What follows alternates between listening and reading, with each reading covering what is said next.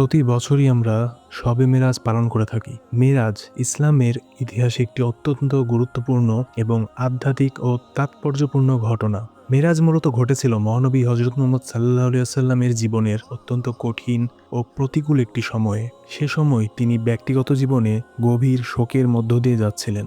উম্মুল মুমিনিন হযরত খাদিজা রাদিয়াল্লাহু আনহা এবং রাসূলুল্লাহর চাচা আবু তালিবকে হারিয়েছিলেন তিনি সেই সময়, যাকে আমুল হুজন অথবা দুঃখের বছর বলা হতো।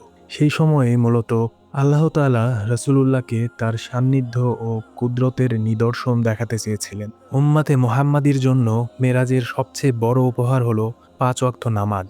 কিন্তু এই মেরাজ যাত্রায় রাসূলুল্লাহ কিছু আধ্যাত্মিকপূর্ণ এবং অলৌকিক জগৎ এবং বিভিন্ন অলৌকিক প্রাণী সম্বন্ধে জানতে পেরেছিলেন এবং তিনি খুব অদ্ভুত রকমের কিছু ফেরেশতাদেরকে দেখেছিলেন। আজকে সেই বিষয় নিয়ে আলোচনা করব। আজকে জানব মেরাজের অলৌকিক ঘটনাসমূহ সম্বন্ধে।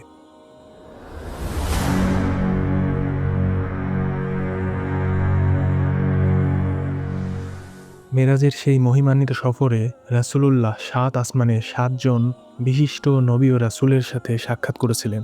প্রথম আসমানে তিনি হযরত আদম আলাইহিসসালামের সাথে, দ্বিতীয় আসমানে হযরত ঈসা আলাইহিসসালাম ও হযরত ইয়াহিয়া আলাইহিসসালামের সাথে সাক্ষাৎ করেছিলেন। তৃতীয় আসমানে হযরত ইউসুফ আলাইহিসসালামের সাথে সাক্ষাৎ করেছিলেন।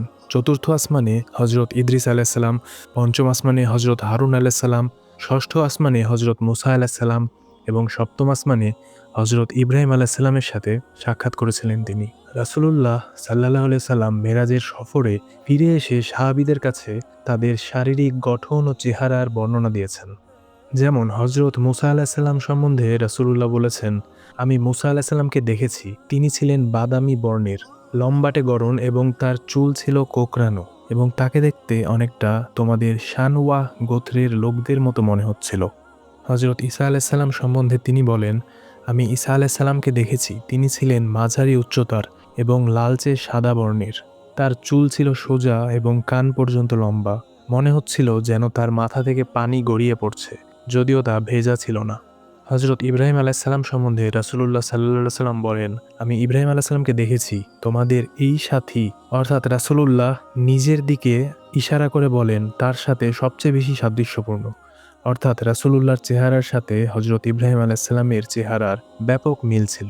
হযরত ইউসুফ আলাইহিসসালাম সম্বন্ধে রাসূলুল্লাহ বলেন, তাকে দুনিয়ার সৌন্দর্যের অর্ধেক দেওয়া হয়েছে।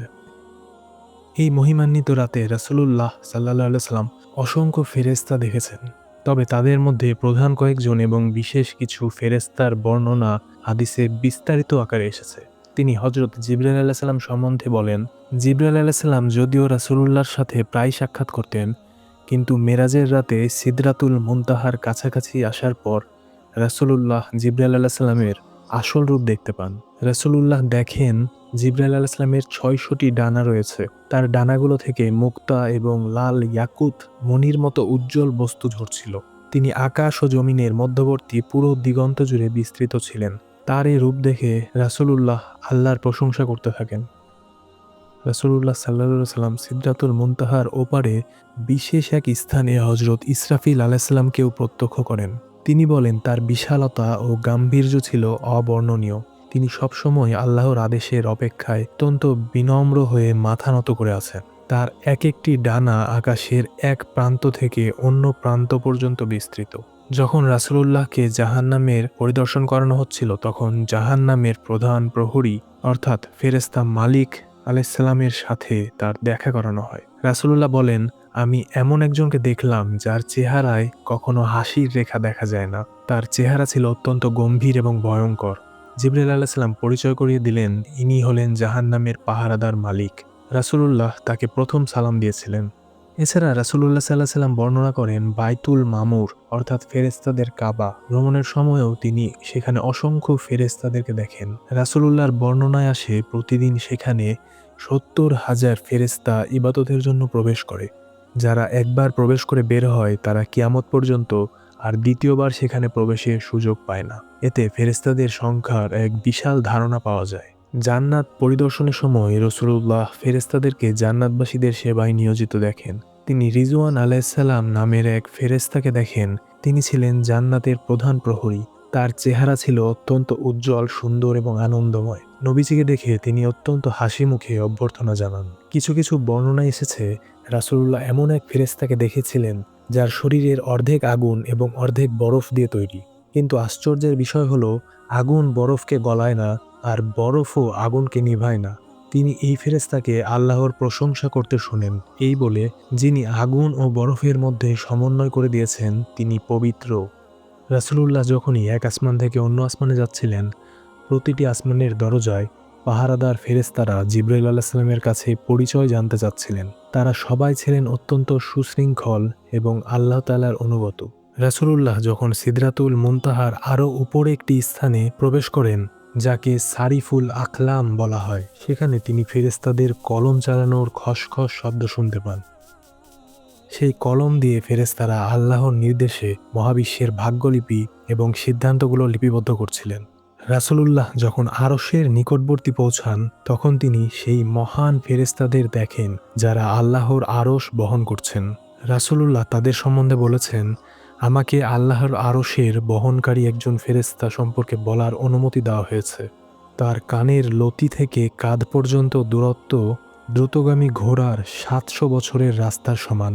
এই ফেরেশতারা অনবরত আল্লাহর পবিত্রতা ঘোষণা করেছেন। তাদের শারীরিক গঠন ও শক্তি মানুষের কল্পনার অতীত। তারা সারাক্ষণ সুবহানা রাব্বিকাল আজিম ও অন্যান্য জিকির পড়তে থাকেন।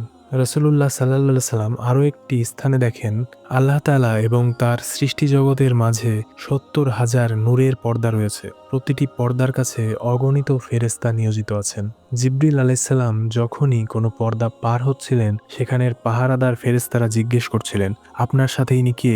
যখন রাসূলুল্লাহর নাম বলা হচ্ছিল, তখন তারা অত্যন্ত সম্মান ও খুশির সাথে দরজা খুলে দিচ্ছিলেন। সিদরাতুল মুনতাহার কাছাকাছি রাসূলুল্লাহ একটি কুল গাছ দেখেন, যা সম্বন্ধে তিনি বলেন তা অত্যন্ত সুন্দর এবং সেখানে স্বর্ণের পতঙ্গরা, অর্থাৎ তিনি উল্লেখ করেন ফরাশ, এরা ছেয়েছিল সমস্ত গাছ জুড়ে। অনেক মুফাসসিরের মতে এগুলো আসলে বিশেষ ফেরেশতা ছিল যারা জোনাকির মতো নূরের তৈরি, এবং তারা গাছটিকে এমনভাবে ঘিরে রেখেছিল যে এর সৌন্দর্য বর্ণনাতীত হয়ে উঠেছিল। মেরাজের এই সফরটি ছিল ফেরেশতাদের জগৎ এবং আল্লাহর সার্বভৌমত্ব স্বচক্ষে দেখার এক মাধ্যম। রাসূলুল্লাহ সাল্লাল্লাহু আলাইহি সাল্লাম যখন ফিরে আসেন, তিনি সাহাবীদের বলেন, আমি যা দেখি তা যদি তোমরা দেখতে, তবে তোমরা হাসতে কম, কাঁদতে বেশি।